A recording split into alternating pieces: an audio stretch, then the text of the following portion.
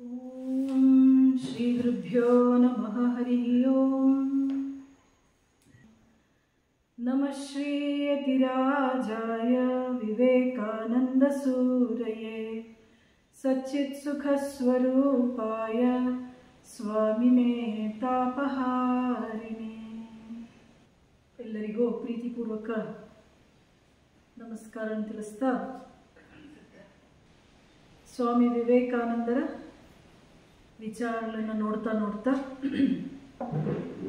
ಯುವ ಸಮೂಹಕ್ಕೆ ಯುವ ಜನಾಂಗಕ್ಕೆ ಸ್ವಾಮಿ ವಿವೇಕಾನಂದರು ಹೇಗೆ ಪ್ರಸ್ತುತ ಅಥವಾ ನಾವು ಯೌವನದಲ್ಲಿರೋರು ಸ್ವಾಮಿ ವಿವೇಕಾನಂದರಿಂದ ಹೇಗೆಲ್ಲ ಪ್ರಯೋಜನ ಪಡ್ಕೊಂಡು ನಮ್ಮ ವ್ಯಕ್ತಿತ್ವವನ್ನು ನಿರ್ಮಾಣ ಮಾಡಿಕೊಳ್ಬೋದು, ಚಾರಿತ್ರ್ಯವನ್ನು ನಿರ್ಮಾಣ ಮಾಡಿಕೊಳ್ಬೋದು, ತನ್ಮೂಲಕ ನಮ್ಮ ಒಂದು ಉಜ್ವಲವಾದ ಭವಿಷ್ಯವನ್ನು ನಿರ್ಮಾಣ ಮಾಡಿಕೊಳ್ಬೋದು ಅನ್ನೋದನ್ನು ಗಮನಿಸೋದಕ್ಕೆ ಈ ಒಂದು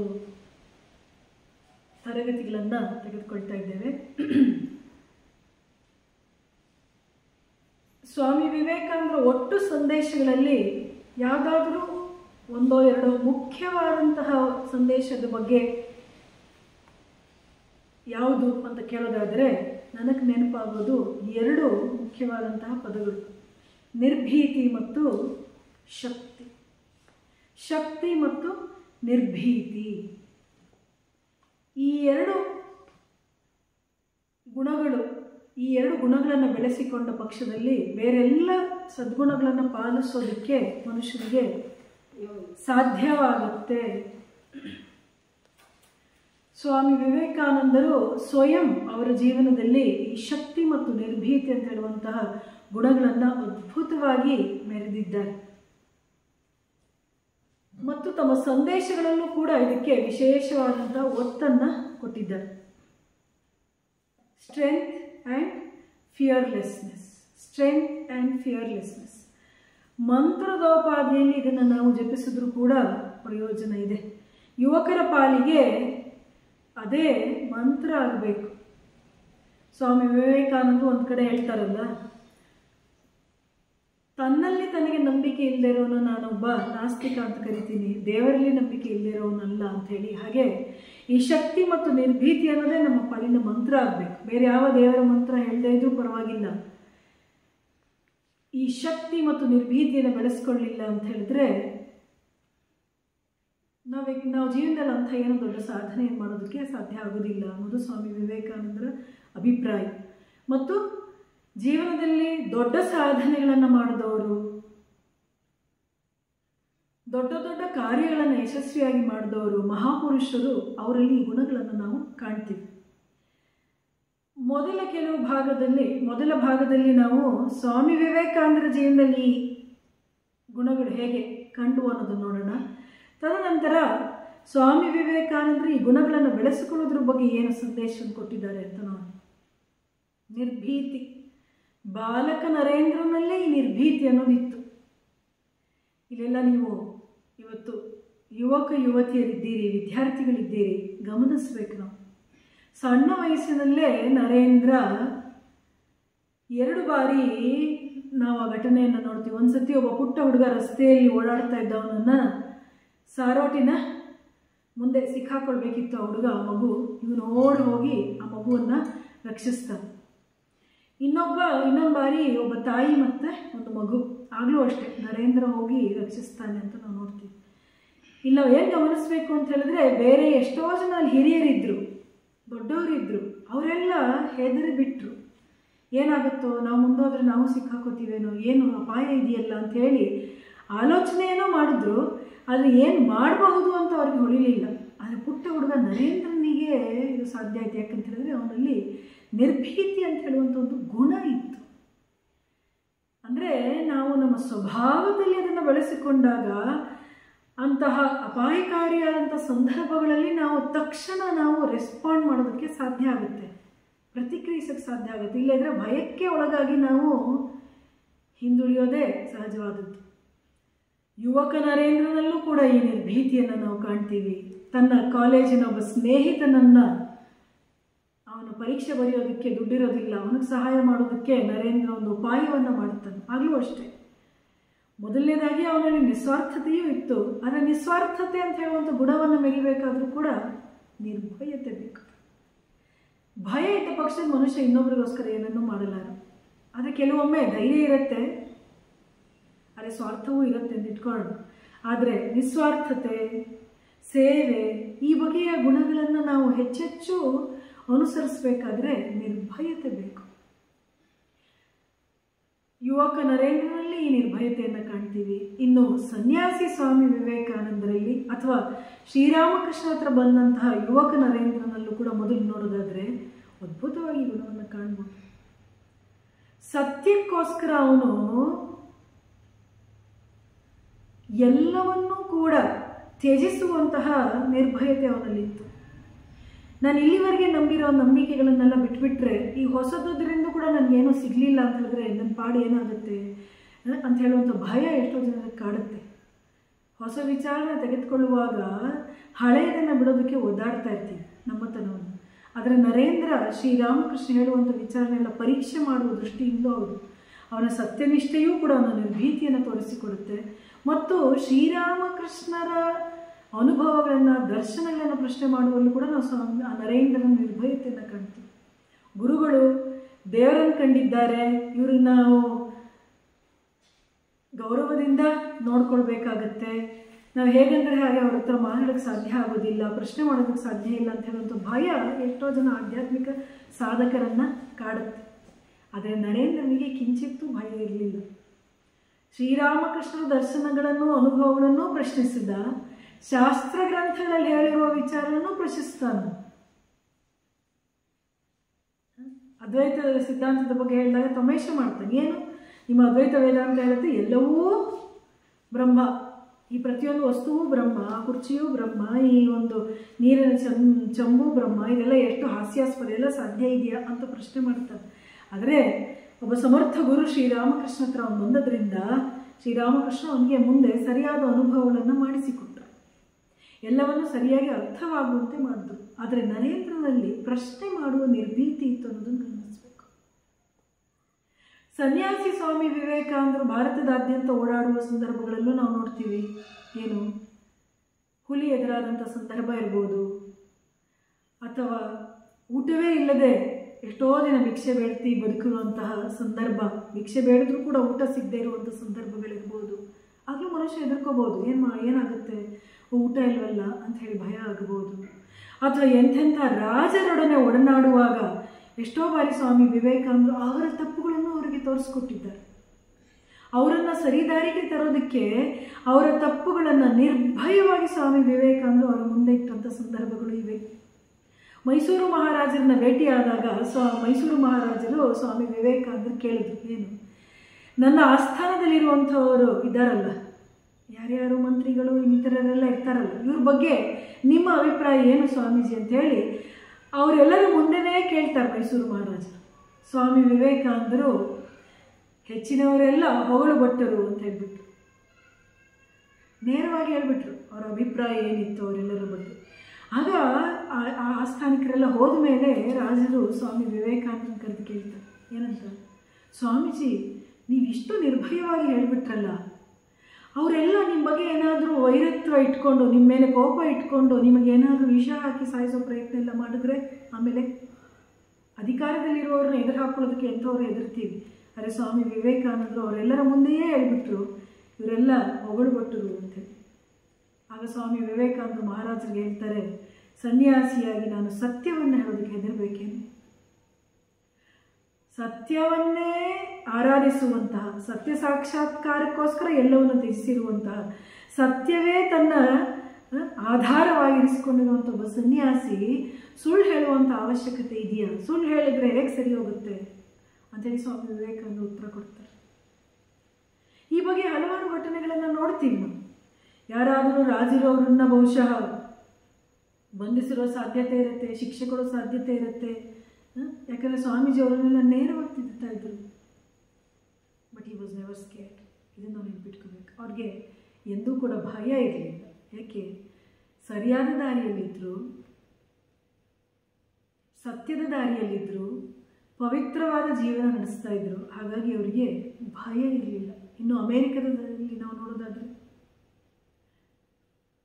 ಸಮುದ್ರದಲ್ಲಿ ಈಜು ಹೋದ್ರು. ಅಮೆರಿಕಕ್ಕೆ ಹೋಗೋ ಮೊದಲು ಸ್ವಾಮಿ ವಿವೇಕಾನಂದರು ಸಮುದ್ರದಲ್ಲಿ ಈಜ್ಕೊಂಡು ಹೋಗಿ ಆ ಬಂಡೆ ಮೇಲೆ ಕೂತ್ಕೊಂಡು ಧ್ಯಾನ ಮಾಡಿದ್ರು ಅಂತ ನಾವೆಲ್ಲ ಕೇಳಿದ್ದೀವಿ. ಕೆಲವರು ಅದನ್ನು ನೋಡಿರ್ಲೂಬಹುದು. ವಿವೇಕಾನಂದ ರಾಕ್ ಮೆಮೋರಿಯಲ್ ಅಂತ ಹೇಳಿ ನಾವೇನು ಕನ್ಯಾಕುಮಾರಿಯ ಬಂಡೆಯಲ್ಲಿ ನೋಡ್ತೀವಿ. ಅಲ್ಲಿಗೆ ಸ್ವಾಮಿ ವಿವೇಕಾನಂದ ಈಜ್ಕೊಂಡು ಹೋಗ್ಬೇಕಾಯ್ತು, ಯಾಕಂದರೆ ಅವ್ರ ಹತ್ರ ದುಡ್ಡಿರಲಿಲ್ಲ ದೋಣಿ ಅವನಿಗೆ ಕೊಡೋದಕ್ಕೆ. ಸಮುದ್ರದಲ್ಲಿ ಈಜ್ಕೊಂಡು ಹೋಗೋದಕ್ಕೆ ಧೈರ್ಯ ಬೇಕು, ಹೌದು ಅಲ್ಲ, ನಿರ್ಭೀತಿ ಬೇಕು. ಇನ್ನು ಅಮೇರಿಕ ಇಂಗ್ಲೆಂಡ್ಗಳಲ್ಲೂ ಕೂಡ ಬೇಕಾದಷ್ಟು ಸಂದರ್ಭಗಳನ್ನು ನಾವು ನೋಡ್ತೀವಿ. ಏನು ಅವರಿಗೆ ಎಷ್ಟೋ ಜನ ವಿರೋಧಿಗಳಾದರು, ಅವರ ಬಗ್ಗೆ ಅಪಪ್ರಚಾರವನ್ನು ಮಾಡಿದ್ರು, ನ್ಯೂಸ್ ಪೇಪರ್ಗಳಲ್ಲಿ ಕೆಟ್ಟದಾಗಿ ಬರೆದ್ರು, ಭಾರತದಲ್ಲಿ ಕೆಟ್ಟ ಸುದ್ದಿಗಳೆಲ್ಲ ಬರುವಂತೆ ಮಾಡಿದ್ರು. ಎದುರಿಗೆ ಎಷ್ಟೋ ಜನ ಏನು ವಾದದಲ್ಲಿ ತೊಡಗಿದ್ರು. ನಾನಾ ಬಗೆಯ ಆ ಥರದ ಎಂಥವ್ರಿಗಾದರೂ ಕೂಡ ಸ್ವಲ್ಪ ಅಂಜಿಕೆಯನ್ನು ಉಂಟು ಮಾಡುವಂಥ ಪರಿಸ್ಥಿತಿಗಳು ಅಲ್ಲಿ ಬರುತ್ತೆ ಸ್ವಾಮಿ ವಿವೇಕಾನಂದ. ಆದರೆ ಸ್ವಾಮೀಜಿ ಅಂಥ ಯಾವ ಪರಿಸ್ಥಿತಿಯಲ್ಲೂ ಕೂಡ ಹೆದರಲಿಲ್ಲ, ಎದುರಿಸಿದ್ರು. ಇದಕ್ಕೆಲ್ಲ ನಾವು ನೆನಪಿಟ್ಕೋಬೇಕು. ಭಯದಿಂದ ನಾವು ಮುಕ್ತರಾಗಬೇಕಾದ್ರೆ ಒಂದು ಬಗೆಯ ಎಲ್ಲ ದೃಷ್ಟಿಯಲ್ಲೂ ಕೂಡ ಪೂರ್ವ ತಯಾರಿ ಬೇಕು. ಎಂಥವ್ರು ಬಂದು ಚಾಲೆಂಜ್ ಮಾಡಿದಾಗಲೂ ಕೂಡ ಸ್ವಾಮಿ ವಿವೇಕಾನಂದರು ಉತ್ತರ ಕೊಡೋಕ್ಕೆ ಯಾಕೆ ಸಾಧ್ಯ ಆಯಿತು ಅಂತ ಹೇಳಿದ್ರೆ ಅವರಲ್ಲಿ ಆ ಜ್ಞಾನ ಇತ್ತು, ತಿಳುವಳಿಕೆ ಇತ್ತು, ಅರಿವಿತ್ತು. ಇವತ್ತು ಹೆಚ್ಚಿನ ಘಟನೆಗಳನ್ನು ನಾನು ಹೇಳಕ್ಕೆ ಹೋಗೋದಿಲ್ಲ, ಸುಮ್ಮನೆ ಆ ಸಂದರ್ಭಗಳನ್ನು ನೆನಪು ಮಾಡಿ ಕೊಡ್ತಾ ಇದ್ದೀನಿ. ವಿವೇಕಾನಂದ ಜೀವನ ಚರಿತ್ರೆ ಓದಿರೋರಿಗೆ ಅಥವಾ ಸಂಕ್ಷಿಪ್ತವಾಗಿ ಹೇಳೋ ಪ್ರಯತ್ನ ಮಾಡ್ತಾ ಇದ್ದೀನಿ. ಸ್ವಾಮಿ ವಿವೇಕಾನಂದರಿಗೆ ಕಾಫಿಯಲ್ಲಿ ಕೂಡ ವಿಷ ಹಾಕಿ ಕೊಟ್ಟಿದ್ರು ಅಂತ ನಾವು ನೋಡ್ತೀವಿ. ಶ್ರೀರಾಮಕೃಷ್ಣ ಪರಮಹಂಸರು ಅವರಿಗೆ ಕಾಣಿಸ್ಕೊಂಡು ಅದನ್ನು ಕುಡಿಬೇಡ ನರೇನ್, ಅದರಲ್ಲಿ ವಿಷ ಹಾಕಿದ್ದಾರೆ ಅಂತ ಹೇಳ್ತಾರೆ ಅಮೆರಿಕದಲ್ಲಿ. ಅಂಥೆಲ್ಲ ಸಂದರ್ಭಗಳಲ್ಲಿ ನಾವು ಏನು ನೋಡ್ತೀವಿ ಅಂತ ಹೇಳಿದ್ರೆ, ಬೇರೆ ಯಾರಾದರೂ ಆಗಿದ್ದರೆ ಹೇಗಪ್ಪ ನಾನು ಜನರ ಜೊತೆ ಒಡನಾಡೋದು, ಬೇರೆ ಬೇರೆ ಅವ್ರ ಮನೆಗೆ ಹೋಗಿ ಹೇಗೆ ಊಟ ಮಾಡೋದು, ಇದೆಲ್ಲ ಬಹಳ ಅಪಾಯಕಾರಿಯಾಗಿದೆಯಲ್ಲ ಅಂತ ಹೆದರಿರ್ಬೋದು. ಆದರೆ ಸ್ವಾಮಿ ವಿವೇಕಾನಂದರು ಹೆದರಲಿಲ್ಲ, ಮತ್ತೆ ಭಗವತ್ ಕಾರ್ಯವನ್ನು ಮುಂದುವರಿಸಿದ್ರು. ಶ್ರೀರಾಮಕೃಷ್ಣರು ಅವರಿಗೆ ಕೊಟ್ಟಂತಹ ಕಾರ್ಯವನ್ನು ಮುಂದುವರಿಸ್ತಾರೆ. ಏಕಾಂಗಿಯಾಗಿ ನಿಲ್ಲುವಂಥ ಸಂದರ್ಭಗಳು ಬಂದಾಗಲೂ ಕೂಡ ಅವ್ರು ಹೆದರಲಿಲ್ಲ. ಅಮೆರಿಕದಿಂದ ವಾಪಸ್ ಬಂದ ಮೇಲೆ ಸ್ವಾಮಿ ವಿವೇಕಾನಂದರು ರಾಮಕೃಷ್ಣ ಮಠ ಮತ್ತು ಮಿಷನ್ ಅನ್ನೋ ಸಂಸ್ಥೆಯನ್ನು ಪ್ರಾರಂಭ ಮಾಡ್ತಾರೆ, ಸ್ಥಾಪಿಸ್ತಾರೆ. ಮತ್ತು ಈ ಮಿಷನ್ಗೆ, ರಾಮಕೃಷ್ಣ ಮಿಷನ್ಗೆ ಸೇವಾ ಚಟುವಟಿಕೆಗಳನ್ನು ಕೈಗೊಳ್ಳಬೇಕು ಅಂತ ಹೇಳುವಂಥ ಆದರ್ಶವನ್ನು ಕೊಟ್ಟರು. ಆತ್ಮನೋ ಮೋಕ್ಷಾರ್ಥಂ ಜಗದ್ಹಿತಾಯ ಚ. ಅಲ್ಲಿವರೆಗೆ ಶ್ರೀರಾಮಕೃಷ್ಣರ ಇತರ ಸನ್ಯಾಸಿ ಶಿಷ್ಯರು ಆತ್ಮನೋ ಮೋಕ್ಷಾರ್ಥಂ ಒಂದೇ ಗುರಿಯನ್ನು ಇಟ್ಕೊಂಡು ಸಾಧನಾ ನಿರತರಾಗಿದ್ದರು. ಅಮೆರಿಕದಿಂದ ವಾಪಸ್ ಬಂದಂಥ ಸ್ವಾಮಿ ವಿವೇಕಾನಂದ ಅವರೆಲ್ಲರ ಮುಂದೆ ಆತ್ಮನೋ ಮೋಕ್ಷಾರ್ಥಂ ಅಂತ ಹೇಳುವಂಥ ಗುರಿಯನ್ನು ಕೂಡ ಇಡ್ತಾರೆ. ಆ ಗುರಿಯನ್ನು ಇಟ್ಟಾಗ ಎಷ್ಟೋ ಜನ ಅವರಿಗೆ ಪ್ರಶ್ನೆ ಮಾಡುವಂಥ ಸಂದರ್ಭಗಳು ಬಂತು. ಇದು ರಾಮಕೃಷ್ಣ ಹೇಳಿಲ್ವಲ್ಲ, ಇದು ನೀನು ಹೇಳ್ತಾ ಇದೆಯಲ್ವ ಅಂತ ಹೇಳಿ. ಆದರೆ ಸ್ವಾಮೀಜಿ ಆಗಲೂ ಅಷ್ಟೇ, ಎಲ್ಲರೂ ಅಕಸ್ಮಾತ್ ಕೈಬಿಟ್ಟರೂ ಕೂಡ ತಮ್ಮ ನಂಬಿಕೆಗಳಲ್ಲಿ ಗಟ್ಟಿಯಾಗಿ ನಿಲ್ಲುವಂತಹ ಒಂದು ದೃಢತೆ, ನಿರ್ಭಯತೆ ವಿವೇಕಾನಂದರಲ್ಲಿ ಇತ್ತು. ಇದು ಬಹಳ ಮುಖ್ಯ. ಕೆಲವರು ಒಪ್ಕೊಳ್ಬೋದು, ಕೆಲವರು ಒಪ್ಕೊಳ್ಳದೇ ಇರ್ಬೋದು, ಕೆಲವರು ಸಹಾಯ ಮಾಡ್ಬೋದು, ಕೆಲವರು ಸಹಾಯ ಮಾಡದೇ ಇರ್ಬೋದು, ಬಂದಿರೋರು ಕೆಲವರು ಬಿಟ್ಟು ಹೋದ್ರು. ಅಂಥ ಕೆಲವು ಎಷ್ಟೋ ಸಂದರ್ಭಗಳು ಬಂದು ಸ್ವಾಮಿ ವಿವೇಕಾನಂದರ ಜೀವನದಲ್ಲಿ. C, his life was full of challenges. At every step he had to overcome obstacles, many obstacles, ಒಂದಲ್ಲ ಎರಡಲ್ಲ. ಪ್ರತಿ ಹಂತದಲ್ಲೂ ಕೂಡ ಅಡಚಣೆಗಳು ಬಂದವು, ಪ್ರತಿ ಹಂತದಲ್ಲೂ ಕೂಡ ಸವಾಲುಗಳು ಬಂದವು. There were challenges. But what we see is that he never looked back. ಎಂದೂ ಕೂಡ ಸ್ವಾಮಿ ವಿವೇಕಾನಂದರು ಹಿಂತಿರುಗಿ ನೋಡಲಿಲ್ಲ. ತಾವು ಹಿಡಿದ ದಾರಿಯಲ್ಲಿ ಮುಂದೆ ಹೋಗ್ತಾ ಹೋದರು. ಅದರಲ್ಲೆಲ್ಲ ಈ ನಿರ್ಭಯತೆ ಅಂತ ಹೇಳುವಂಥ ಗುಣವನ್ನು ನಾವು ಕಾಣ್ಬೋದು. ವಿಶೇಷವಾಗಿ ಒಬ್ಬನೇ ಇರಬೇಕಾಗತ್ತಾ, ನಾನೊಬ್ಬನೇ ಶ್ರೀರಾಮಕೃಷ್ಣ ಕಾರ್ಯವನ್ನು ಮಾಡಬೇಕಾಗತ್ತಾ, ಮಾಡ್ತಿದ್ದ ಅಂತ ಹೇಳುವಂಥದ್ದು. ಇದು ಭಗವನ್ ನಿರ್ಭರತೆಯಿಂದ ಕೂಡ ಈ ನಿರ್ಭೀತಿ ಬರುತ್ತೆ ಅನ್ನೋದನ್ನು ನಾವು ಇನ್ನೊಂದು ಗಮನಿಸಬೇಕಾಗತ್ತೆ. ಈ ನಿರ್ಭೀತಿಯನ್ನು ಹೇಗೆ ಬಳಸ್ಕೊಳ್ಬೇಕು, ಈ ನಿರ್ಭೀತಿಯ ಕುರಿತಾಗಿ ಸ್ವಾಮಿ ವಿವೇಕಾನಂದರು ಏನು ಹೇಳ್ತಾರೆ, ಮೊದಲು ಅವ್ರ ಭಯದ ಕುರಿತಾಗಿ ಏನು ಹೇಳ್ತಾರೆ ಅಂತ ನೋಡಬೇಕು. ಸ್ವಾಮಿ ವಿವೇಕಾನಂದರು ಹೇಳ್ತಾರೆ, fear is sin, fear is misery, fear is hell. ಭಯ ನರಕಕ್ಕೆ ಸಮಾನ, ಭಯ ದುಃಖವನ್ನು ತಂದುಕೊಡುತ್ತೆ, ಭಯವೇ ಒಂದು ದೊಡ್ಡ ಪಾಪ ಅಂತ ಹೇಳ್ತಾರೆ ಸ್ವಾಮಿ ವಿವೇಕಾನಂದ. ಸತ್ಯದ ಹಾದಿಯಲ್ಲಿ ನಡಿಬೇಕಾದ್ರೆ ನಿರ್ಭಯತೆ ಬೇಕು ಅನ್ನೋದು ಅವರ ಬಹಳ ಏನು ಹೇಳ್ತೀವಿ, ಖಚಿತವಾದ ಅಭಿಪ್ರಾಯ ಸ್ವಾಮಿ ವಿವೇಕಾನಂದ. ಸತ್ಯದ ಹಾದಿಯಲ್ಲಿ ನಡಿಬೇಕಾದರೆ, ಪ್ರಾಮಾಣಿಕವಾದ ಹಾದಿಯಲ್ಲಿ ನಡಿಬೇಕಾದರೆ, ಸಾಧನಾ ಪಥದಲ್ಲಿ ನಾವು ಸಮಸ್ಯೆಗಳನ್ನು ಎದುರಿಸಬೇಕಾದರೆ ನಿರ್ಭಯತೆ ಬೇಕು.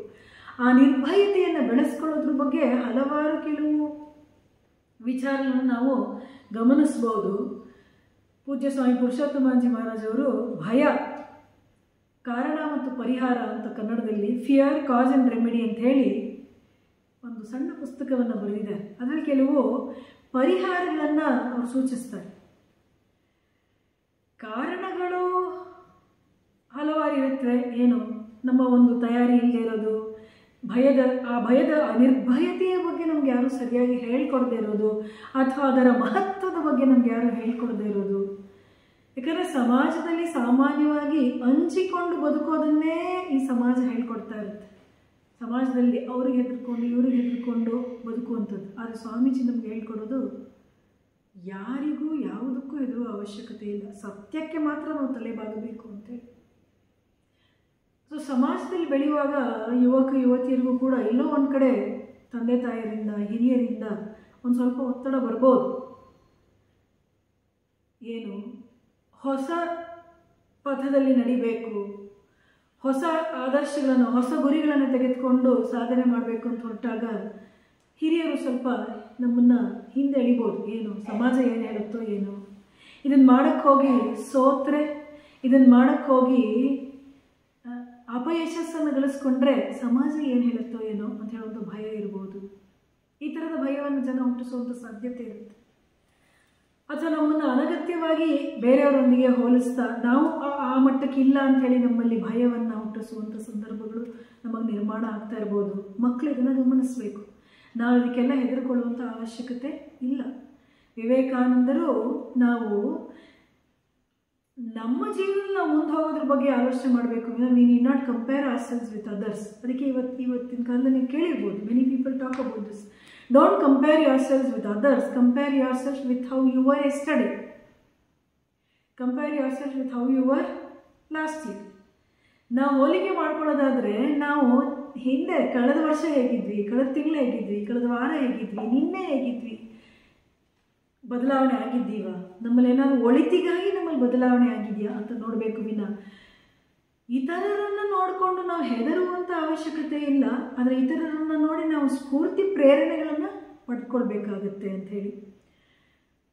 ಸೊ ಈ ಭಯವನ್ನು ತೆಗೆದುಹಾಕಬೇಕಾದ್ರೆ ಪೂಜ್ಯ ಸ್ವಾಮೀಜಿಯವರು ಹೇಳ್ತಾರೆ, ಮೊದಲನೇದಾಗಿ ಶಕ್ತಿಶಾಲಿಯಾದಂಥ ಶರೀರವನ್ನು ಬೆಳೆಸ್ಕೊಳ್ಬೇಕು ಅಂಥೇಳಿ. ನರಗಳು ದುರ್ಬಲ ಆಗಿದ್ರೂ ಕೂಡ ಮನುಷ್ಯ ಹೆದರ್ತಾನೆ. ನರಗಳು ಶಾರೀರಿಕ ದೌರ್ಬಲ್ಯದಿಂದ ನರಗಳು ದುರ್ಬಲವಾಗಿದ್ದರೆ ಮನುಷ್ಯ ಹೆದರುವ ಸಾಧ್ಯತೆ ಇರುತ್ತೆ. ಸೊ ಮೊದಲನೇ ಒಂದು ಸಲಹೆಯನ್ನು ಸ್ವಾಮೀಜಿ ಕೊಡೋದು ಏನು ಅಂತ ಹೇಳಿದ್ರೆ, ಏನು, ಶರೀರ ಸದೃಢವಾದ ಆರೋಗ್ಯಕರವಾದಂಥ ಶರೀರವನ್ನು ಬೆಳೆಸಿಕೊಳ್ಳಬೇಕು. ಮಕ್ಕಳು ಇದ್ರ ಕಡೆ ಗಮನ ಹರಿಸಬೇಕು. ಆಹಾರ ಆರೋಗ್ಯಕರವಾಗಿರಬೇಕು. ವ್ಯಾಯಾಮ ಅಥವಾ ಯೋಗಾಸನ ಅನಿವಾರ್ಯ, ಮಾಡಲೇಬೇಕು. We should make it compulsory. We should make it, we should be committed, we should be dedicated to these things which are good for us. ಇದನ್ನು ನಾವು ಕಮಿಟ್ ಆಗಬೇಕು, ಮಾಡ್ತೀವಿ ಅಂತೇಳಿ. ಸೊ ಭಾಳ ಮುಖ್ಯವಾದಂತಹ ಒಂದು ವಿಚಾರ, ಸದೃಢವಾದಂತಹ ಶರೀರ, ನರಗಳು. ಸ್ವಾಮೀಜಿ ಏನು ಹೇಳ್ತಾರೆ, ಉಕ್ಕಿನಂತಹ ನರಮಂಡಲ, ಕಬ್ಬಿಣದಂಥ ಮಾಂಸಖಂಡಗಳು, ಉಕ್ಕಿನಂತಹ ನರಮಂಡಲ. ಶಬ್ದಗಳು ನಮಗೆ ಪರಿಚಯ, but what does it mean, ಅದರ ಅರ್ಥ ಏನು? ನನ್ನ ಜೀವನದಲ್ಲಿ ಇದು ಏನು ಸಾಧ್ಯ ಆಗಬೇಕಾದ್ರೆ ಏನಿದ್ರ ಅರ್ಥ? ನನ್ನ ನರಗಳು ಶಕ್ತಿಯುತವಾಗಿರಬೇಕು. ನರಗಳು ಶಕ್ತಿಯುತವಾಗಿರಬೇಕು ಅಂದರೆ ಆರೋಗ್ಯ ಚೆನ್ನಾಗಿರಬೇಕು. ಆ ನರಗಳು ಚೆನ್ನಾಗಿದ್ದರೆ ನಮಗೆ ಭಯ ಆಗುವ ಸಂದರ್ಭಗಳು ಕಡಿಮೆ. ಎರಡನೇದು ಸ್ವಾಮೀಜಿಯವರು ಹೇಳ್ತಾರೆ, ಈ ಫಿಯರ್ ಕಾಸ್ ಆ್ಯಂಡ್ ರೆಮಿಡಿ ಅನ್ನೋ ಪುಸ್ತಕದಲ್ಲಿ, ಸ್ವಾಮಿ ವಿವೇಕಾನಂದರ ಚೈತನ್ಯದಾಯಕ ಚಿಂತನೆಗಳನ್ನು ಸಾಕಷ್ಟು ಅಧ್ಯಯನ ಮಾಡಿಕೊಳ್ಳಬೇಕು, ನಮ್ಮದಾಗಿಸಿಕೊಳ್ಳಬೇಕು. ಸ್ವಾಮಿ ವಿವೇಕಾನಂದರ ಚೈತನ್ಯದಾಯಕ ಸಂದೇಶಗಳು ಓದ್ತಾ ಇದ್ರೆ ನಮ್ಮಲ್ಲಿ ಆ ಭಯ ಅನ್ನೋದೆಲ್ಲೋ ಹೋಗ್ಬಿಡುತ್ತೆ. ಸತ್ಯವಾಗಿಯೂ ಭಯ ಅನ್ನೋದು ನಮ್ಮಲ್ಲಿ ಹೋಗ್ಬೇಕಾದ್ರೆ ನಾವು ಧೈರ್ಯದ ಬಗ್ಗೆ, ನಿರ್ಭೀತಿಯ ಬಗ್ಗೆ ಆಲೋಚನೆ ಮಾಡಬೇಕು. ನಿರ್ಭೀತಿಯ ಚಿಂತನೆಗಳು, ವಿಚಾರಗಳು, ಆಲೋಚನೆಗಳು ನಮ್ಮ ಮನಸ್ಸಿಗೆ ಬರಬೇಕು, ನಮ್ಮ ಕಿವಿ ಮೇಲೆ ಬೀಳ್ತಾ ಇರಬೇಕಾದ್ರೆ ನಮ್ಮ ಮನಸ್ಸಿಗೆ ನಾವು ಕೊಡಬೇಕು. ಎಲ್ಲಿ ಸಿಗತ್ತಿದು? ಹೇರಳವಾಗಿ ನಮಗೆ ಸಿಗೋದಾದ್ರೆ ಅದು ಸ್ವಾಮಿ ವಿವೇಕಾನಂದರ ಸಾಹಿತ್ಯದಲ್ಲಿ ಸಿಗುತ್ತೆ. ಮತ್ತೆ ಮತ್ತೆ ಅವರು ಕರೆ ಕೊಡ್ತಾರೆ. ಏನು ಹೇಳ್ತಾರೆ ಸ್ವಾಮಿ ವಿವೇಕಾನಂದರು? ನಿರ್ಭೀತ ಗಂಡುಗಳಿಗಳು ಬೇಕು ನನಗೆ ಅಂತ ಹೇಳಿದ್ರು ಸ್ವಾಮೀಜಿ. ನಿರ್ಭೀತ ಗಂಡುಗಳಿಗಳು ನನ್ನನ್ನು ಅನುಸರಿಸಬೇಕು, ಸಿಂಹಗಳು ನನ್ನನ್ನು ಅನುಸರಿಸುತ್ತವೆ, ಲಯನ್ಸ್ ವಿಲ್ ಫಾಲೋ ಮೀ ಅಂತ ಹೇಳ್ತಾರೆ ಸ್ವಾಮಿ ವಿವೇಕಾನಂದರು. ಈ ಶಬ್ದಗಳನ್ನು ಕೇಳಿದಾಗ ಎಲ್ಲೋ ಒಂದು ಕಡೆ ನಮ್ಮಲ್ಲಿ ನಮಗೆ ಅರಿವಿಲ್ಲದಂತೆ ಹೊಸ ಸಂಸ್ಕಾರ ಮೂಡೋದಕ್ಕೆ ಪ್ರಾರಂಭ ಆಗುತ್ತೆ. ವಿವೇಕಾನಂದರ ಚಿಂತನೆಗಳನ್ನು ಓದ್ತಾ ಇದ್ರೆ ನಮ್ಮ ಸಂಸ್ಕಾರಗಳು ಬದಲಾಗುತ್ತೆ, ತನ್ಮೂಲಕ ನಮ್ಮ ಸ್ವಭಾವ ಬದಲಾಗುತ್ತೆ. How can we change our nature? We may be born with a fearing nature. ನಮಗೆ ಹೆದರುವಂಥ ಸ್ವಭಾವದಲ್ಲಿ ನಾವು ಹುಟ್ಟಿರ್ಬೋದು, ಆದರೆ ಸಾಯುವವರೆಗೆ ನಾವು ಹೆದರ್ಕೊಳ್ಳಿರುವಂಥ ಪುಕ್ಕಲುಗಳಾಗಿರುವಂಥ ಅವಶ್ಯಕತೆ ಇಲ್ಲ ಅಲ್ವಾ? ಹುಟ್ಟಿನಿಂದ ನಮ್ಮಲ್ಲಿ ಏನು ಸ್ವಭಾವ ಇದೆಯೋ ಅದರಲ್ಲೇ ನಾವು ಇರಬೇಕು ಅಂತ ಏನಿಲ್ಲ. ಒಂದು ಮಾತಿದೆ ಇಂಗ್ಲೀಷಲ್ಲಿ, it is good to be born in a church but not die there ಅಂತ ಹೇಳಿದ್ರೆ, ಯಾವ ಹಂತದಲ್ಲಿ ನಾವು ಹುಟ್ಟಿದ್ವೋ, ಯಾವ ರೀತಿಯಲ್ಲಿ ನಾವು ಹುಟ್ಟಿದ್ವೋ ಹಾಗೇ ಕೊನೆವರೆಗೆ ಇರಬೇಕು ಅಂತೇನಿಲ್ಲ. ಈ ಸ್ವಭಾವಗಳನ್ನು ನಾವು ಬದಲಾಯಿಸ್ಕೊಳ್ಬಹುದು ಅನ್ನೋದೇ ವಿವೇಕಾನಂದರ ಸಂದೇಶ. You are the creator of your destiny. ನಿನ್ನ ಭವಿಷ್ಯದ ಶಿಲ್ಪಿ ನೀನೇ ಅಂತ ಸ್ವಾಮಿ ವಿವೇಕಾನಂದ ಹೇಳಬೇಕಾದ್ರೆ ಇದೇ ಹೇಳ್ತಾರೆ ಸ್ವಾಮಿ ವಿವೇಕಾನಂದರು. ನಿನ್ನ ಸಂಸ್ಕಾರಗಳನ್ನು ಬದಲಾಯಿಸ್ಕೊಳ್ಳೋದ್ರ ಮೂಲಕ, ನಿನ್ನ ಸ್ವಭಾವವನ್ನು ಬದಲಾಯಿಸಿಕೊಳ್ಳೋದ್ರ ಮೂಲಕ ನಿನ್ನ ಭವಿಷ್ಯವನ್ನು ನೀನು ನಿರ್ಮಾಣ ಮಾಡಿಕೊಳ್ಳಬಹುದು, ಹೊಸದಾಗಿ ನಿರ್ಮಾಣ ಮಾಡಿಕೊಳ್ಳಬಹುದು ಅಂತೇಳಿ ಸ್ವಾಮೀಜಿ ಹೇಳ್ತಾರೆ. ಸಂಸ್ಕಾರಗಳನ್ನು ಬದಲಾಯಿಸ್ಕೊಳ್ಳೋದು ಹೇಗೆ ಆಗಿದ್ರೆ? By changing our thoughts, by changing how we think, how we feel. How can we change that? Give ourselves healthy thoughts. ಶಕ್ತಿಯುತವಾದಂತಹ ಮಾತುಗಳನ್ನು ಮನಸ್ಸಿಗೆ ಕೊಡ್ತಾ ಇರಬೇಕು ವಿವೇಕಾನಂದರ ಚಿಂತನೆಗಳು. ಆಮೇಲೆ ಪೂಜ್ಯ ಸ್ವಾಮಿ ಪುರುಷೋತ್ತಮಾನಂದ ಮಹಾರಾಜ್ ಇನ್ನೊಂದು ಹೇಳ್ತಾರೆ, ಏನು? ವಿವೇಕಿಗಳು, ಧೈರ್ಯವಂತರು ಅಂತ ಹಿರಿಯರನ್ನು ನಾವು ಸಂಪರ್ಕದಲ್ಲಿ ಇಟ್ಕೋಬೇಕು, ಅಥವಾ ಅಂಥ ಗೆಳೆಯರು ಸಮಾನ ವಯಸ್ಕರಾದರೆ ನಮಗಿಂತ ಧೈರ್ಯ ಇರೋರ ಜೊತೆ ಸಹವಾಸ ಮಾಡಬೇಕು, ಅಥವಾ ನಮ್ಮಲ್ಲಿ ಧೈರ್ಯವನ್ನು ತುಂಬುವಂಥ ಹಿರಿಯರ ಜೊತೆಗೆ ನಾವಿರಬೇಕು. ಅಲ್ಲಿ ಇರ್ತಾ ಇರ್ತಾ ಇರ್ತಾ ಕ್ರಮೇಣ ಅವರನ್ನು ನೋಡ್ತಾ ನೋಡ್ತಾ ಮತ್ತು ಅವರು ನಮ್ಮಲ್ಲಿ ಆತ್ಮವಿಶ್ವಾಸವನ್ನು ತುಂಬುತ್ತಾ ನಮ್ಮಲ್ಲಿರುವಂಥ ಭಯ ಅನ್ನೋದು ಕಡಿಮೆ ಆಗ್ತಾ ಹೋಗುತ್ತೆ. ಮತ್ತು ನಮ್ಮ ಜೀವನ ಕ್ರಮವನ್ನು ಬದಲಾಯಿಸ್ಕೊಳ್ಬೇಕು. ನೀತಿಯುತವಾದಂಥ ಜೀವನ ಕ್ರಮ, ಶಿಸ್ತುಬದ್ಧವಾದಂಥ ಜೀವನ ಕ್ರಮ, ಒಂದು ಕರ್ತವ್ಯ ಪ್ರಜ್ಞೆಯನ್ನು ಪಾಲಿಸುವಂಥದ್ದು. ಇದೆಲ್ಲ ಏನು ಮಾಡೋದು ಗೊತ್ತಾ? ನಾನು ಮಾಡಲಿಲ್ಲ, ನಾನು ಇಲ್ಲೆಲ್ಲೋ ಎಡವಿದೆ, ನಾನು ಇಲ್ಲೆಲ್ಲೋ ತಪ್ಪು ಮಾಡಿದೆ ಅಂತ ಹೇಳುವಂಥ ಅಳುಕು, ಅಂಜಿಕೆ ಇರುತ್ತಲ್ಲ, ಅದನ್ನು ತೆಗೆದುಹಾಕುತ್ತೆ. ಕರ್ತವ್ಯ ಚ್ಯುತರಾದವ್ರಿಗೆ ಎಲ್ಲೋ ಒಂದು ಕಡೆ ಅಂಜಿಕೆ ಇರುತ್ತೆ, ನಾನೆಲ್ಲೋ ತಪ್ಪು ಮಾಡಿದೆ, ನನ್ನ ಕರ್ತವ್ಯವನ್ನು ನಾನು ಮಾಡಲಿಲ್ಲ ಅಲ್ವಾ? ಸೊ ಸಾಧ್ಯವಾದಷ್ಟು ನಾವು ಸರಿಯಾದ ದಾರಿಯಲ್ಲಿ ನಡೆಯೋದ್ರ ಮೂಲಕ ಭಯದಿಂದ ನಾವು ಮುಕ್ತರಾಗೋದಕ್ಕೆ ಸಾಧ್ಯವಿದೆ. ಮತ್ತು ಈ ಭಯಕ್ಕೆ ಕಾರಣಗಳನ್ನು ಹುಡುಕಿಕೊಳ್ಳಬೇಕು. ಏನು? ಯಾವುದೋ ಒಂದು ಕ್ಷೇತ್ರದಲ್ಲಿ ಅಥವಾ ಯಾವುದೋ ಒಂದು ಕಾರ್ಯದಲ್ಲಿ ನಮಗೆ ಭಯ ಆಗುತ್ತೆ ಅಂತ ಹೇಳಿದ್ರೆ ಆ ಕಾರ್ಯಕ್ಕೆ ನಮಗೆ ಯಥಾರ್ಥವಾದ ಸಾಮರ್ಥ್ಯ ಇಲ್ಲ ಅಂತ. ಸೊ ಆಗೇನದರ್ಥ? ಸಾಮರ್ಥ್ಯವನ್ನು ಬೆಳೆಸಿಕೊಳ್ಳಬೇಕು. ಈ ಎಷ್ಟೋ ಜನ ಮಕ್ಕಳಿಗೆ ಕೇಳ್ತಾ ಇರ್ತಾರೆ, ಏನು ನಮಗೆ ಸ್ಟೇಜ್ ಮೇಲೆ ನಿಂತ್ಕೊಂಡು ಮಾತಾಡೋದಕ್ಕೆ ಭಯ ಆಗುತ್ತೆ. ಒಂದು ಉದಾಹರಣೆ ತೆಗೆದುಕೊಳ್ಳೋದಾದ್ರೆ, ಯಾವುದೋ ಒಂದು ಕಾರ್ಯ ನಾವು ಮಾಡಬೇಕಾದ್ರೆ ನಮ್ಗೆ ಅದರ ವಿಚಾರದಲ್ಲಿ ಭಯ ಇದೆ ಅಂತ ಇಟ್ಕೊಳ್ಳೋದು. ಒಂದು ಉದಾಹರಣೆ, ಸಾರ್ವಜನಿಕವಾಗಿ ಮಾತನಾಡೋದು, ಒಂದು ಸಭೆಯಲ್ಲಿ ಮಾತನಾಡೋದು, ಇದು ಎಷ್ಟೋ ಜನರಿಗೆ ಅಂಜಿಕೆ ಇರುತ್ತೆ. ಏನೇನು ಕಾರಣ ಇರ್ಬೋದು? ಮೊದಲನೇದಾಗಿ ನಾವು ಅದನ್ನು ಮಾಡಿರೋದಿಲ್ಲ. ಹೊಸ ಕಾರ್ಯ, ಯಾವುದೇ ಒಂದು ಕಾರ್ಯವನ್ನು ಮತ್ತೆ ಮಾಡ್ತಾ ನಮಗೆ ಭಯ ಹೊರಟೋಗುತ್ತೆ ಕಾರ್ಯದ ಬಗ್ಗೆ. ಸೊ ಮೊದಲನೇದಾಗಿ ಹೊಸದಾಗಿ ಮಾಡುವಾಗ ಎಲ್ಲರಲ್ಲೂ ಒಂದು ಅಂಜಿಕೆ ಇರುತ್ತೆ.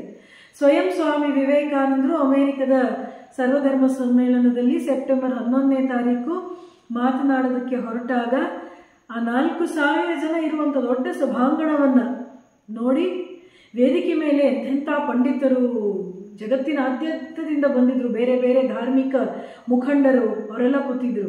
ಸಾಲದಕ್ಕೆ ಸಭಾಂಗಣದ ಹೊರಗಡೆ ಒಂದು 3,000 ಜನ ಇದ್ರು. ಇದನ್ನು ನೋಡಿ ಸ್ವಾಮೀಜಿ ಹೇಳ್ತಾರೆ, ನನಗೂ ಮೊದಲು ಅಂಜಿಕೆ ಆಯಿತು, ಭಯ ಆಯಿತು. ಯಾಕೆ? ಮೊದಲನೇ ಸ್ವಾಮಿ ವಿವೇಕಾನಂದರು ಸಾರ್ವಜನಿಕ ಉಪನ್ಯಾಸಗಳನ್ನು ಮಾಡಿರಲಿಲ್ಲ. ಭಾರತದಲ್ಲಿ ಅವರು ಏನು ಹೇಳ್ತೀರಿ, ವೈಯಕ್ತಿಕವಾದಂಥ ಕಾನ್ವರ್ಸೇಷನ್ಗಳಲ್ಲಿ, ಸಂಭಾಷಣೆಗಳಲ್ಲಿ ಬೇಕಾದಷ್ಟು ತೊಡಗಿದ್ರು. ಹೆಚ್ಚು ಅಂತ ಹೇಳಿದ್ರೆ ಸಣ್ಣ ಗುಂಪುಗಳನ್ನು ಸೇರಿಸಿ ಮಾತನಾಡಿದ್ರು, ಯಾವುದಾದ್ರೂ ಒಂದು ಸಣ್ಣ ಸಣ್ಣ ಸಂಘ ಸಂಸ್ಥೆಗಳಲ್ಲಿ. ಆದರೆ ಇಂಥ ಒಂದು ದೊಡ್ಡ ಸಭೆಯನ್ನು ಸ್ವಾಮೀಜಿಯಂದು ಸಂಬೋಧಿಸಿರಲಿಲ್ಲ. ಹಾಗಾಗಿ ಅವ್ರಿಗೂ ಸ್ವಲ್ಪ ಅಂಜಿಕೆ ಆಯಿತು ಅಂತ ಹೇಳಿ ಸ್ವಾಮೀಜಿ ಹೇಳ್ತಾರೆ. ಆಗ ಅವ್ರು ಏನು ಮಾಡ್ತಾರಂತೆ, ಸ್ವಾಮೀಜಿ ಹೇಳ್ತಾರೆ, ಆಗ ನಾನು ಮನಸ್ಸಿನಲ್ಲೇ ಸರಸ್ವತಿ ಮಾತೆಯನ್ನು ಸ್ಮರಿಸಿದೆ, ಶಾರದೆ ಅವಳನ್ನು ಸ್ಮರಿಸಿದೆ. ಪ್ರಾರ್ಥನೆ ನೋಡಿ, ಇದು ಕೂಡ ಒಂದು ಒಳ್ಳೆಯ ಉಪಾಯ. ಅಮ್ಮ, ಈ ಕೆಲಸದಲ್ಲಿ ನಾನು ಸರಿಯಾಗಿ ಯಶಸ್ವಿಯಾಗುವಂತೆ ನೀನು ಶಕ್ತಿ ಕೊಡು, ನನ್ನ ನಾಲಿಗೆಯಲ್ಲಿ ಕುಳಿತು ನೀನೇ ಮಾತನಾಡು ಅಂತ ಸ್ವಾಮೀಜಿ ಪ್ರಾರ್ಥನೆ ಮಾಡ್ಕೊಂಡಿರ್ಬೋದು. ಸರಸ್ವತಿಯಲ್ಲಿ ಪ್ರಾರ್ಥನೆ ಮಾಡಿಕೊಂಡೆ ಅಂತ ಹೇಳ್ತಾರೆ. ಏನಾಯಿತು? ತತ್ಪರಿಣಾಮವಾಗಿ ಅದ್ಭುತವಾದ ಯಶಸ್ಸನ್ನು ಗಳಿಸಿದ್ರು. He was the most successful person in the World Parliament of Religions and his speech that day is so historical that to this day we celebrate the anniversary of Swami Vivekananda's Chicago address. ಇನ್ಯಾವ ಉಪನ್ಯಾಸದ anniversary ಕೂಡ ಆಚರಣೆ ಮಾಡುವಂಥ ನಾವು ವಿಚಾರ ಎಲ್ಲೂ ಕೇಳೋದಿಲ್ಲ. ಎಷ್ಟು ವಿಶೇಷವಾಗಿದೆ. ಹಾಗೆ ಕೇವಲ ಪ್ರಾರ್ಥನೆ ಕೆಲಸ ಮಾಡ್ತಾ ಅಷ್ಟೇ ಅಲ್ಲ, ಅವ್ರು ಯಾವ ವಿಚಾರದ ಕುರಿತಾಗಿ ಮಾತನಾಡಬೇಕಿತ್ತು ಅದರ ಕುರಿತಾಗಿ ಅವರಲ್ಲಿ ಸರಿಯಾದ ಜ್ಞಾನ ಇತ್ತು. Profound knowledge about what he was supposed to speak. ಇದನ್ನು ನಾವು ನೆನ್ಪಿಟ್ಕೋಬೇಕು. ಈ ಯಾವ ವಿಚಾರವನ್ನು ನಾವು ಮಾತನಾಡಬೇಕು ಅಂತ ಇದೆಯೋ, ನಾನು ತೆಗೆದುಕೊಂಡ ಉದಾಹರಣೆ ಏನು, ಒಂದು ಸಾರ್ವಜನಿಕ ಉಪನ್ಯಾಸ ಮಾಡಬೇಕು ಅಂತ. How to overcome fear if we have to give a public talk. The most important thing is we should know our subject well. ನಾವೇನಾದರೂ ಯಾರೋ ಬರ್ಕೊಟ್ಟಿದ್ದನ್ನು ಬಾಯ್ಪಾಠ ಮಾಡ್ಕೊಂಡು ಹೋದರೆ ಆ ಭಯಕ್ಕೆ ನಮಗೆ ಬಾಯ್ಪಾಠ ಮಾಡಿದೆಲ್ಲ ಮರ್ತೋಗುವಂಥ ಸಾಧ್ಯತೆ ಇರುತ್ತೆ. ಯಾವಾಗ ನಮಗೆ ವಿಷಯ ಚೆನ್ನಾಗಿ ಗೊತ್ತಿರುತ್ತೋ, ಎಲ್ಲ ರೀತಿಯಲ್ಲೂ ಗೊತ್ತಿರುತ್ತೋ, ಆಗ ನಮಗೆ ಭಯ ಆಗೋದು ಕಡಿಮೆ. ಎರಡನೇದು, ಒಂದು ಸ್ಪೀಚ್ ಕೊಡಬೇಕು ಅಂತ ಹೇಳಿದ್ರೆ ಭಾಷೆ. ಸೊ ಭಾಷೆಯನ್ನು ಬೆಳೆಸ್ಕೊಳ್ಳೋದ್ರ ಕಡೆ ಕೂಡ ನಾವು ಗಮನ ಹರಿಸಬೇಕು. ಭಾಷೆ ಚೆನ್ನಾಗಿ ಗೊತ್ತಿದ್ದರೆ ನಮ್ಗೆ ಅವಾಗ ಮಾತನಾಡೋದಕ್ಕೆ ಧೈರ್ಯ ಇರುತ್ತೆ. ನಾವು ಯಾರೋ ಬರ್ಕೊಟ್ಟಿದ್ದನ್ನು ನಾವು ಬಾಯ್ಪಾಠ ಮಾಡಿ ಹೇಳುವ ಅವಶ್ಯಕತೆ ಇರೋದಿಲ್ಲ. ಯಾಕೆ? ಭಾಷೆ ನನ್ನ ಅಧೀನದಲ್ಲಿದೆ, ವಿಷಯ ನನ್ನ ಅಧೀನದಲ್ಲಿದೆ, ಭಗವಂತನಲ್ಲೂ ನಾನು ಪ್ರಾರ್ಥನೆ ಮಾಡ್ಕೊಂಡಿದ್ದೀನಿ ಅಂತ ಹೇಳಿದ್ರೆ ನನಗೆ ಇನ್ಯಾವ ಭಯವೂ ಇರುವುದಿಲ್ಲ. ಇದು ವಿ ಶುಡ್ ರಿಮೆಂಬರ್ ದಿಸ್. ಹೀಗೆ ಯಾವ ವಿಚಾರ ನಮಗೆ ಭಯ ಇದೆಯೋ ಆ ಭಯವನ್ನು ಓವರ್ಕಮ್ ಮಾಡೋದಕ್ಕೆ ಅದರ ಒಂದು ಮೂಲಕ್ಕೆ ಹೋಗಬೇಕು. ಯಾಕೆ ಭಯ ಇದೆ? ಎಲ್ಲಿ ಇದಕ್ಕೆ ನನ್ನಲ್ಲಿ ಸರಿಯಾದಂಥ ತಯಾರಿ ಇಲ್ಲ? ಎಲ್ಲಿ ನನ್ನಲ್ಲಿ ಇದಕ್ಕೆ ಸಂಬಂಧಪಟ್ಟಂಥ ಅಸಾಮರ್ಥ್ಯ ಇದೆ ಅದನ್ನು ಗಮನಿಸ್ಕೊಂಡಾಗ ಖಂಡಿತ ನಾವು ಅದನ್ನು ಓವರ್ಕಮ್ ಮಾಡ್ಬೋದು. ಆದರೆ ಎಲ್ಲರೂ ಎಲ್ಲವನ್ನೂ ಮಾಡಬೇಕು ಅಂತಿಲ್ಲ. ನಮ್ಮಲ್ಲಿರುವಂತಹ ಸ್ಟ್ರೆಂತ್ಸನ್ನು ಗುರುತಿಸ್ಕೊಳ್ಬೇಕು. ನಮ್ಮ ಶಕ್ತಿಗಳೇನು ಅಂತ ಗುರುತಿಸ್ಕೊಂಡು ಆ ಶಕ್ತಿಗಳನ್ನು ಬೆಳೆಸ್ಕೊಳ್ಳುವಂತ ಹೋಗಬೇಕು ವಿನ ನಮ್ಮಲ್ಲಿ ಇಲ್ಲದೇ ಇರುವಂಥ ಸಾಮರ್ಥ್ಯವನ್ನು ಬೆಳೆಸ್ಕೊಳ್ತೀನಿ ಅಂತ ಹೋಗಿ ಇರುವ ಸಾಮರ್ಥ್ಯವನ್ನು ವ್ಯರ್ಥ ಮಾಡ್ಕೊಳ್ಳೋಕೆ ಹೋಗಬಾರ್ದು. ಇದು ಒಂದು ಕಿವಿ ಮಾತನ್ನು ಹೇಳೋದಕ್ಕೆ ಇಷ್ಟಪಡ್ತೀನಿ. ಭಗವಂತ ಎಲ್ಲರಿಗೂ ಎಲ್ಲ ಸಾಮರ್ಥ್ಯವನ್ನು ಕೊಟ್ಟಿರೋದಿಲ್ಲ, ಅಥವಾ ನಮ್ಮ ಜನ್ಮಾಂತರದ ಸಂಸ್ಕಾರದಿಂದಾಗಿ ನಮ್ಮ ಕೆಲವರಲ್ಲಿ ಕೆಲವು ಸಾಮರ್ಥ್ಯಗಳು ಹೆಚ್ಚಿರುತ್ತೆ. So what is my strength ಅನ್ನೋದನ್ನು ಗುರುತಿಸ್ಕೊಂಡು ಅದರ ಮೇಲೆ ಕೆಲಸ ಮಾಡ್ಕೊಳ್ತಾ ನಾವು ಸಾಧನೆ ಮಾಡಬೇಕು. ಹಾಗೆ ಈ ವಿದ್ಯಾರ್ಥಿಗಳು ನಿಮ್ಮ ಮುಂದೆ ಏನಿರುತ್ತೆ, ಮುಂದೆ ಏನು ಯಾವ ಆಯ್ಕೆ ಮಾಡ್ಕೋಬೇಕು, ಯಾವ ಗುರಿಯನ್ನು ಆಯ್ಕೆ ಮಾಡ್ಕೋಬೇಕು, ಏನು ಓದಬೇಕು, ಯಾವ ವೃತ್ತಿಗೆ ಹೋಗಬೇಕು ಅನ್ನೋದು ಇದ್ದೇ ಇರುತ್ತೆ. ಇದನ್ನೆಲ್ಲ ನೀವು ನಿರ್ಧಾರ ಮಾಡುವಾಗ when you have to make a choice, please remember, ಯಾರೋ ಹೇಳಿದ್ರು, ಮನೇಲಿ ಅಪ್ಪ ಅಮ್ಮ ಹೇಳಿದ್ರು, ಮತ್ತೊಬ್ಬರು ಹೇಳಿದ್ರು ಅಂತ ನೀವು ಆ ಒತ್ತಡಕ್ಕೆ ಮಣಿಯೋದ್ರ ಬದಲು ನಿಮ್ಮ ಆಸಕ್ತಿ ಏನು, ನಿಮ್ಮ ಸಾಮರ್ಥ್ಯ ಏನು ಅನ್ನೋದನ್ನು ನೀವು ಗುರುತಿಸ್ಕೊಳ್ಳಿ. ನಿಮ್ಮ ಸಾಮರ್ಥ್ಯ ಏನು ಅಂತ ಗುರುತಿಸ್ಕೊಂಡು ಆ ಕ್ಷೇತ್ರದಲ್ಲಿ ನೀವು ಮುಂದುವರೆದ್ರೆ ನೀವು ಬಹಳ ಬೇಗ ಯಶಸ್ಸನ್ನು ಪಡಿತೀರಿ. ನಮಗೆ ಸಾಮರ್ಥ್ಯವೇ ಇಲ್ಲದಿರೋ ಕ್ಷೇತ್ರದಲ್ಲಿ ಮುಂದೆ ಹೋಗ್ತೀವಿ ಅಂತ ಹೇಳಿದ್ರೆ ನಾವಲ್ಲಿ ಯಶಸ್ಸನ್ನು ಪಡೆಯೋದು ಬಹಳ ನಿಧಾನ ಆಗುತ್ತೆ. ಆ ಎಲ್ಲೋ ಒಂದು ಕಡೆ ಒಂದು ಅತೃಪ್ತಿ, ಅಸಮಾಧಾನ, ನಾನೇನು ಮಾಡಲಿಲ್ವಲ್ಲ ಅಂತ ಅನ್ಸೋದಕ್ಕೆ ಶುರು ಆಗುತ್ತೆ. ಸೊ ಈ ನಿರ್ಭೀತಿಯನ್ನು ಬೆಳೆಸ್ಕೊಳ್ಳೋ ಒಂದು ವಿಧಾನ ಏನು ಗೊತ್ತಾ, ಸ್ಮಾಲ್ ಸಕ್ಸಸ್, ಸಣ್ಣ ಸಣ್ಣ ಯಶಸ್ಸುಗಳು ನಮಗೆ ಆತ್ಮವಿಶ್ವಾಸವನ್ನು ಹೆಚ್ಚಿಸುತ್ತೆ. ಸೊ ಏಕಾಏಕಿ ದೊಡ್ಡ ಸಭಾಂಗದಲ್ಲಿ ಹೋಗಿ ಮಾತಾಡ್ತೀನಿ ಅಂತ ಅನ್ಕೋಬಾರ್ದು. ಏನು ಮಾಡಬೇಕು, ಒಂದು 10 ಜನ ಇರುವಂತಹ ನಮ್ಮ ಸಮವಯಸ್ಕರ ಒಂದು ಒಂದು ಗುಂಪಿನಲ್ಲಿ ಮಾತನಾಡಬೇಕು. ಯಾಕೆ ಸಮವಯಸ್ಕರು ಅಂತ ಹೇಳಿದ್ರೆ ನಮಗಿಂತ ತುಂಬ ತಿಳಿದಿರೋರು ಮುಂದೆ ಮಾತನಾಡ್ಬೇಕಾದ್ರೆ ನಮಗೆ ಅಳಕುಂಟಾಗ್ಬೋದು. ಆದರೆ ನಮ್ಮ ಸಮವಯಸ್ಕರು ನನ್ನಷ್ಟೇ ಗೊತ್ತಿರೋರು ಒಂದು 10 ಜನ ಅವ್ರಿಗೆ ಹೇಳ್ಬೇಕು. ಅಥವಾ ನಮಗಿಂತ ಚಿಕ್ಕವರು ಕಾಲೇಜಲ್ಲಿ ಓದೋರು ಶಾಲೆಯಲ್ಲಿ ಓದೋ ಮಕ್ಕಳಿಗೆ ಏನಾದರೂ ಹೇಳ್ಬೋದು. ಆವಾಗ ಸ್ವಲ್ಪ ಆತ್ಮವಿಶ್ವಾಸ ಇರುತ್ತೆ. ಅದರಲ್ಲಿ ಯಶಸ್ಸನ್ನು ಪಡಿತಾ ಪಡಿತಾ ಆಮೇಲೆ ಸಮವಯಸ್ಕರು, ಆಮೇಲೆ ನಮಗಿಂತ ಸ್ವಲ್ಪ ತಿಳಿದವರು, ಆಮೇಲೆ ಇನ್ನೂ ಹೆಚ್ಚು ಅಂತ ಈ ರೀತಿಯಾಗಿ ಹೋಗ್ತಾ ಇರಬೇಕಾಗುತ್ತೆ. ಮತ್ತು ಕಲಿಯುವಿಕೆಯ ಬಗ್ಗೆ ಒಂದು ತೆರೆದ ಮನಸ್ಸಿರಬೇಕು. ಅಕಸ್ಮಾತ್ ಯಾರಾದರೂ ಬಂದು ನೀವಿಲ್ಲೆಲ್ಲ ಸ್ವಲ್ಪ ತಪ್ಪು ಮಾಡಿದ್ರಿ, ಇನ್ನೂ ಚೆನ್ನಾಗಿ ಹೇಳ್ಬೋದಿತ್ತು ಅಂತ ಹೇಳಿದ್ರೆ ಅದನ್ನು ಸ್ವೀಕರಿಸುವಂತಹ ಮನಸ್ಥಿತಿ ಇರಬೇಕು. ನೋಡಿ, ಸ್ವಾಮಿ ವಿವೇಕಾನಂದರನ್ನ ಅಮೆರಿಕದಲ್ಲಿರುವಾಗ ಕ್ರಿಶ್ಚಿಯನ್ ಪಾದ್ರಿಗಳು ಹಲವಾರು ಬಾರಿ ಚಾಲೆಂಜ್ ಮಾಡ್ತಾರೆ. ಅವರು ಬೈಬಲನ್ನು ಕೋಟ್ ಮಾಡಿ ಸ್ವಾಮಿ ವಿವೇಕಾನಂದರನ್ನ ಚಾಲೆಂಜ್ ಮಾಡ್ತಾರೆ. ಅವರೇನು ನಮ್ಮ ಉಪನಿಷತ್ತುಗಳನ್ನಾಗಲಿ ನಮ್ಮ ಭಗವದ್ಗೀತೆಯನ್ನಾಗಲಿ ಅವರೆಲ್ಲ ಏನು ಓದಿರೋದಿಲ್ಲ. But for them Bible was everything. Bible contained the voice of authority. So they would quote from the Bible. And what is very surprising is Swami Vivekananda would quote from the same Bible and convince them about what he had to say. ಅವರ ಧರ್ಮ ಗ್ರಂಥದಿಂದ ಸ್ವಾಮಿ ವಿವೇಕಾನಂದರು coat ಮಾಡಿ ಅವರಿಗೆ ಅರ್ಥಪಡಿಸ್ತಾ ಇದ್ರು. ಅವರು ಬಾಯಿ ಮುಚ್ಚಿಸ್ತಾ ಇದ್ರು ಅಂತಲೇ ಹೇಳಬೇಕಾಗುತ್ತೆ. ಅವರ ವಾದವನ್ನು ನಿಲ್ಲಿಸ್ತಾ ಇದ್ರು. ಎಷ್ಟೋ ಜನ ಸುಮ್ಮನೆ ಹೋಗ್ಬಿಡ್ತಾರೆ. ಒಬ್ಬ ವಿದ್ಯಾರ್ಥಿನಿ ಭಾಳ ಚೆನ್ನಾಗಿ ಹೇಳ್ತಾರೆ ಇದ್ರ ಬಗ್ಗೆ. ಏನು ಅಂತ ಹೇಳಿದ್ರೆ, ಅವಳೊಂದು ಹಾಸ್ಟೆಲ್ ಥರ ಇರ್ತಾಳೆ. ಅಲ್ಲಿಗೆ ಆ ಊರಿಗೆ ಕೆಲವು ಪಾದ್ರಿಗಳು ವಿವೇಕಾನಂದ ಇನ್ವೈಟ್ ಮಾಡಿ ಅವರನ್ನು ಸೋಲಿಸ್ಬೇಕು ಅನ್ನೋ ಉದ್ದೇಶದಿಂದಲೇ ಕರೆದಿರ್ತಾರಂತೆ. ಇವಳು ಸ್ವಾಮೀಜಿನ ಪ್ರಥಮ ಬಾರಿ ನೋಡ್ತಾಳೆ. ಸ್ವಾಮೀಜಿ ಹೇಳುವಂಥ ಕೆಲವು ವಿಚಾರನ ಪ್ರಾರಂಭದಲ್ಲಿ ಕೇಳಿ ಅವಳಿಗೆ ಎಷ್ಟು ಒಪ್ಪಿಗೆ ಆಗುತ್ತೆ ಅಂತಂದರೆ ಅವ್ಳು ಹೇಳ್ತಾಳೆ, ನಾವು ಒಳೊಳಗೆ ಪ್ರಾರ್ಥನೆ ಮಾಡ್ಕೋತಾ ಇದ್ವಿ ವಿವೇಕಾನಂದರೆ ಗೆಲ್ಲಬೇಕು ಅಂತ ಹೇಳಿ. ಮತ್ತು ನಮಗೆ ತುಂಬ ಆಶ್ಚರ್ಯ ಆಯಿತು, ನಮ್ಮ ಧರ್ಮ ಗ್ರಂಥಗಳನ್ನು ಅವರು ಉದಾಹರಿಸಿ ಇವರನ್ನೆಲ್ಲ ಸೋಲಿಸಿದ್ರಲ್ಲ ಅಂಥೇಳಿ. ಸೊ ಏನು ಆಳವಾದ ಜ್ಞಾನ, ನಾಲೆಡ್ಜ್ ಭಾಳ ಮುಖ್ಯ ಇದೆ. ನೀವು ಮುಂದೆ ಯಾವುದೋ ವೃತ್ತಿಗೆ ಹೋಗ್ತೀರಿ, ಆ ವೃತ್ತಿಯಲ್ಲಿ ನೀವು ಸರಿಯಾಗಿ ಕೆಲಸ ಮಾಡಬೇಕು. It is your knowledge that matters, not just your marks or your certificates. Swamiji ಹೇಳಿದ್ರೇನು, ಯೋಗ್ಯತಾ ಪತ್ರ ನಮಗೆ ಯಾವಾಗಲೂ ಸಹಾಯ ಮಾಡುತ್ತೆ ಅಂತಿಲ್ಲ, ಆದರೆ ಯೋಗ್ಯತೆ ಖಂಡಿತವಾಗಿ ನಮಗೆ ಯಾವಾಗಲೂ ಸಹಾಯ ಮಾಡುತ್ತೆ ಅಂತೇಳಿ. ಯೋಗ್ಯತಾ ಪತ್ರ ಅಂತಂದರೆ ನಿಮ್ಗೆ ಸಿಗುವಂಥ ಒಂದು ಸರ್ಟಿಫಿಕೇಟ್, ಇಂಥ ಒಂದು ಕೋರ್ಸ್ ನೀವು ಮುಗಿಸಿದ್ದೀರಾ, ಇಷ್ಟು ಮಾರ್ಕ್ಸ್ ಬಂದಿದೆ ಅಂತೇಳಿ. But what really is going to help you always, it's not just a certificate, it is your real capacity that you have built up. ಅಲ್ವಾ? ಇವತ್ತು ಕೆಪಾಸಿಟಿ ಬಿಲ್ಡಿಂಗು, ಸ್ಕಿಲ್ ಟ್ರೈನಿಂಗು ಅಂತೆಲ್ಲ ಏನೋ ಶಬ್ದಗಳನ್ನು ಕೇಳ್ತೀವಿ. ನಿಜವಾಗಿಯೂ ನಮ್ಮ ಸಾಮರ್ಥ್ಯವನ್ನು ಮಕ್ಕಳು ನೀವು ಏನು ಅಧ್ಯಯನ ಮಾಡ್ತಿರೋ, ಶಾಲಾ ಕಾಲೇಜುಗಳಲ್ಲಿ ಏನು ಅಧ್ಯಯನ ಮಾಡ್ತಿರೋ ಅದನ್ನು ಆಳವಾಗಿ ಅಧ್ಯಯನ ಮಾಡಬೇಕು. ಆ ವಿಷಯ ನಿಮಗೆ ಕರಗತ ಆಗಬೇಕು.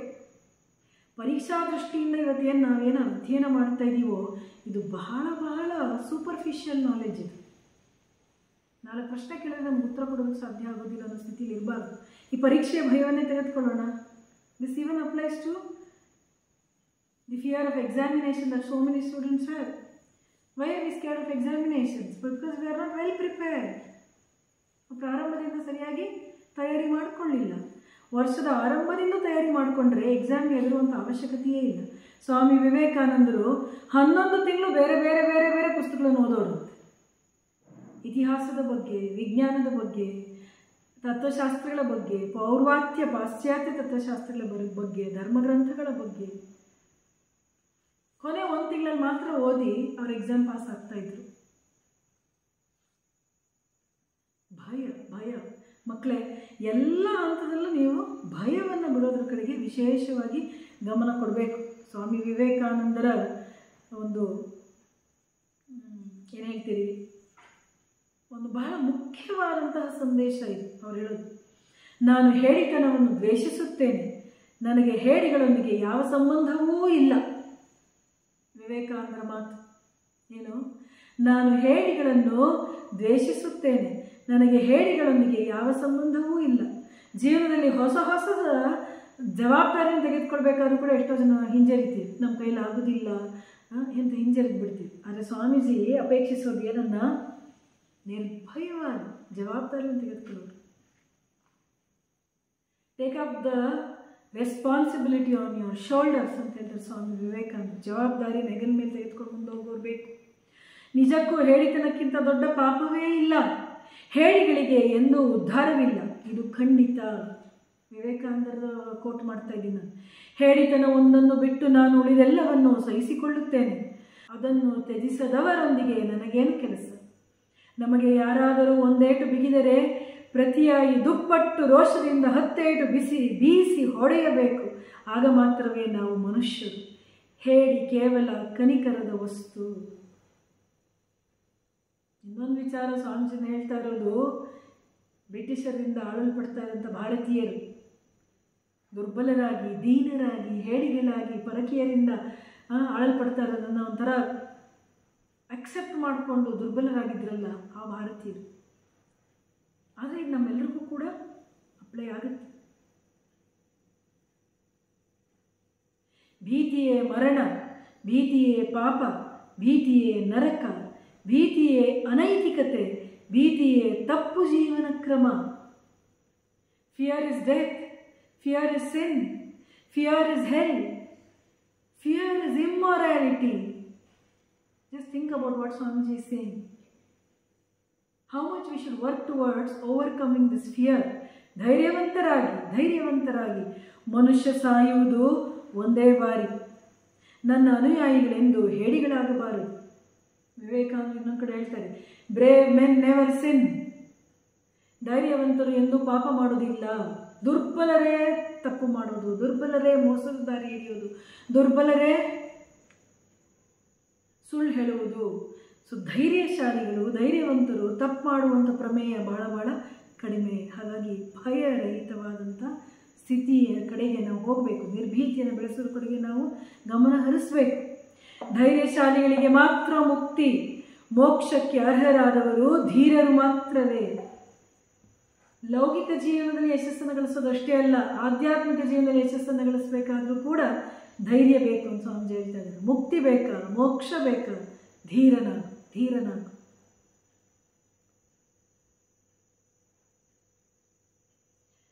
2 ಬಗೆಯ ಧೈರ್ಯಗಳಿವೆ. ಒಂದು ಸಿಡಿಗುಂಡುಗಳನ್ನು ಹೊರಚೆಲ್ಲುವ ತೋಪಿಗೆ ಎದೆಯೊಡ್ಡುವಂತಹ ಧೈರ್ಯ, ಮತ್ತೊಂದು ಆಧ್ಯಾತ್ಮಿಕ ಶ್ರದ್ಧೆಯಿಂದ ಉದಿಸಿದ ಧೈರ್ಯ. 2 ಬೇಕು. ವೀರರಲ್ಲಿ ನಾವು ಯಾರ್ಯಾರು ಈ ದೇಶಕ್ಕೋಸ್ಕರ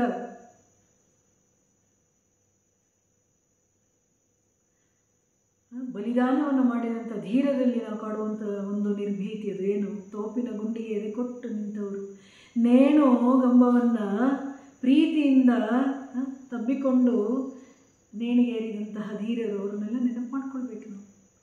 ನಾವು ಸುತ್ತಮುತ್ತ ದುರ್ಬಲರನ್ನು ನೋಡಿ, ದುರ್ಬಲರನ್ನೇ ನೋಡ್ತಾ ನಾವು ದೌರ್ಬಲ್ಯವನ್ನೇ ಹೆಚ್ಚಿಸ್ಕೊಳ್ತಾ ಇದ್ದೀವಿ.